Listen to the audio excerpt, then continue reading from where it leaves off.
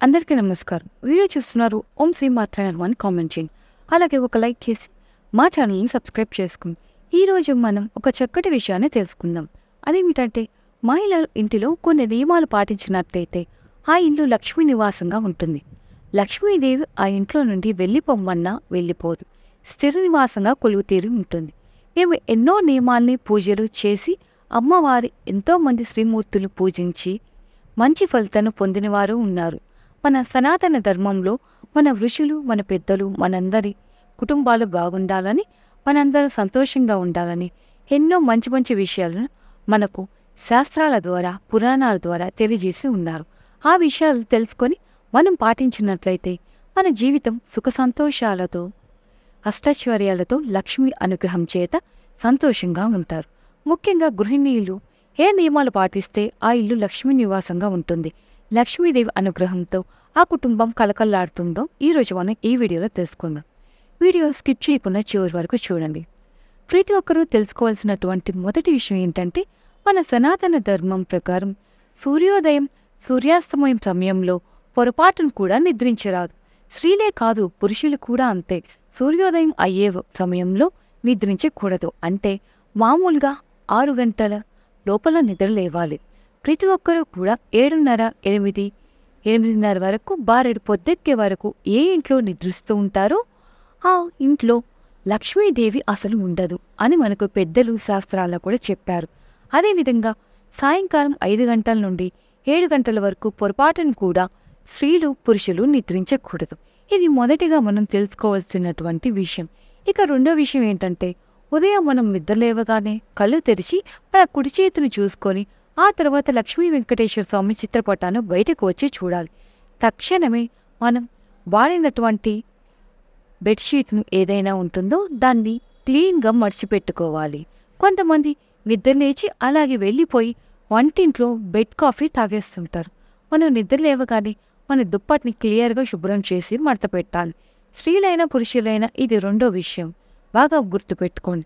ఇక మూడో విషయం ఏంటంటే, ప్రతి మహిళ కూడా ఇల్లు వాకిలి చెత్త ఊడకుండా పోయి దీపం వెలిగించకూడదు అని మన పెద్దలు చెప్పి ఉన్నారు. చక్కగా ఇల్లు చెత్త అంతా ఊడ్చి ఇంటి బయట ముగ్గు పెట్టాలి. ప్రతినిత్యం కూడా ఇంటి ముందర ముగ్గు పెట్టాలి. కొంతమంది పెయింట్ ముగ్గులు వేసేసి అలాగే వదిలేస్తూ ఉంటారు. పొరపాటును కూడా అలా చేయకండి. చిన్న ముగ్గైనా సరే బియ్యం పిండితో వేయండి. ముగ్గు అంటే లక్ష్మీదేవికి చాలా ఇష్టం. ఇక సాయంకాలం పొద్దుపోయిన తర్వాత అంటే 5:30 తర్వాత ఇల్లు వాకిలి చెత్త ఊడవకూడదు. అప్పుడు లక్ష్మీదేవి వచ్చేటటువంటి సమయం కాబట్టి అప్పుడు చెత్త ఊడవకూడదు. ఏళ్ళైతే ఎప్పుడు పరిశుభ్రంగా ఉంటుందో ఆ ఇంట్లో లక్ష్మీదేవి కొలువు తీరి ఉంటుంది. ఇక ఆ తర్వాత విషయం, స్త్రీలు గడపకు పసుపు రాసి కుంకుమ బొట్లు పెట్టాలి. మన ఋషులు ఏది చెప్పినా కూడా ఇది సైంటిఫిక్గా ఉంటుందండి. పసుపు యాంటీబయాటిక్. గడపకు పసుపు రాసినట్లయితే ఆ ఇంట్లో బ్యాక్టీరియా కానీ వైరస్ కానీ రాదు. ఇది మనకి కరోనా టైంలో కూడా అప్పట్లో గడపకు పసుపు రాసి కుంకుమ బొట్లు పెట్టండి. వాకిలి మీద ముఖ్యంగా స్వస్తి గుర్తు పెట్టండి. 5 గంటల తర్వాత 7 గంటల లోపల అన్నం తినడం కానీ, స్త్రీ పురుషుల శరీర సంబంధం పెట్టుకోవడం కానీ చేయకూడదు. ముఖ్యంగా సాయంకాలం వేళలో గొడవ పడకూడదు. భార్యాభర్తలు చాలామంది సాయంకాలం వేళలో గొడవలు పడుతూ ఉంటారు. అలా గొడవలు పడుతున్నటువంటి ఇంటిలోకి లక్ష్మీదేవి రావు అని చెప్పి మనకు ప్రాచీన గ్రంథాలు మన పెద్దలు కూడా చెప్పారు. ముఖ్యంగా సాయంకాలం వేళలో విష్ణు సహస్రనామం చదవడం కానీ, లేకపోతే విష్ణు సహస్రనామం వినడం కానీ అలవాటు చేసుకోవాలి. విష్ణు సహస్రనామం ఉంది కదా, అది ఇంట్లో ఎప్పుడు కూడా వింటూ ఉంటే మనకు ప్రశాంతంగా ఉంటుంది. లక్ష్మీదేవిని ఎంత పొగిడినా ఆవిడ మెచ్చుకోదు. విష్ణుమూర్తిని పొగిడితేనే ఆవిడకు చాలా ఇష్టం. విష్ణుమూర్తిని పూజిస్తున్నారు అని ఆ ఇంట్లో లక్ష్మీదేవి కొలువు తీరి ఉంటుంది. ఇక సాయంకాలం సూర్యాస్తమయం అయిన తర్వాత అంటే పొద్దుపోయిన తర్వాత ఎవరు వచ్చి అడిగినా కూడా ఇంట్లో నుండి మంగళ ద్రవ్యాలను ఇవ్వకూడదు. పసుపు కుంకుమలు, పూలు, గాజులు ఇటువంటివి ఇవ్వకూడదు. ఒకవేళ పండుగల సమయంలో వాయినం ఇవ్వాలనుకుంటే అప్పుడు ఇవ్వవచ్చు. పసుపు కుంకుమ వాళ్ళు పెట్టుకుంటారు, పూలు పెట్టుకుంటారు, కానీ ఆ పువ్వు ఇవ్వకూడదు. అంటే పసుపు కుంకుమ ప్యాకెట్లు కావచ్చు, ఇటువంటివి ఇవ్వకూడదు. మామూలుగా గాజులు, రవికల బట్ట, వాయినాలు ఇవ్వవచ్చు. ఇక ముఖ్యంగా ఉప్పు, పాలు, బియ్యం, నగలు, డబ్బు ఇటువంటి సాయంకాలం వేళ ఎవరికి వచ్చి అడిగినా కూడా ఇవ్వకూడదు. ఒకవేళ ఇవ్వాలనుకుంటే సాయంకాలం సూర్యాస్తమయం కంటే ముందే ఇవ్వాలి అని మనకు పెద్దలు చెప్పారు. ఇక ముఖ్యంగా స్త్రీలు రాత్రి పడుకునేటప్పుడు మాంగళ్యాన్ని కానీ గాజులు కానీ తీసేయకూడదు.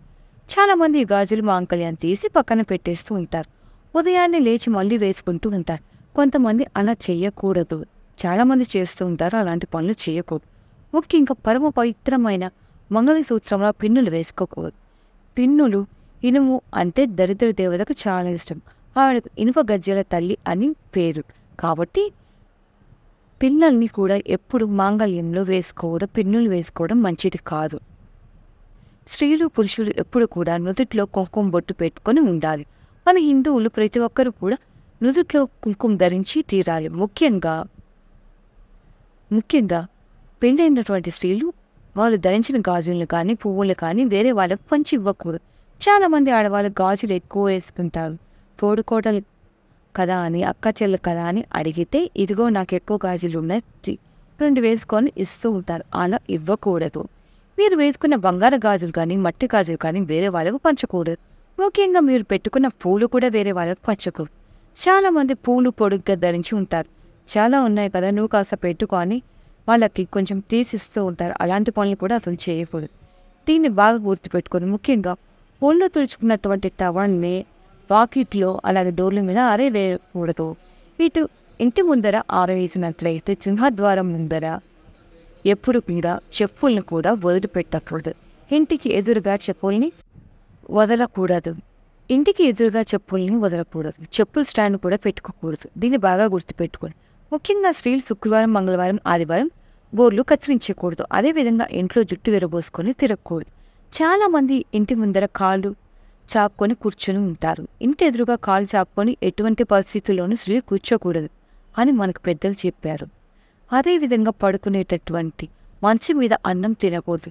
చాలామంది కంచంలో అన్నం వేసుకుని వచ్చి మంచం మీద కూర్చుని తింటూ ఉంటారు. పొరపాటున కూడా అలా తినకూడదు. పడుకునేటటువంటి మంచం పైన బంగారం కానీ, డబ్బు కానీ, మంగళ ద్రవ్యాలు కానీ పెట్టకూడదు. చివరిగా స్త్రీలు ప్రసాదం చేసేటప్పుడు నోటికి ఒక వస్త్రాన్ని కట్టుకొని దేవుడికి నైవేద్యం చేయాలి.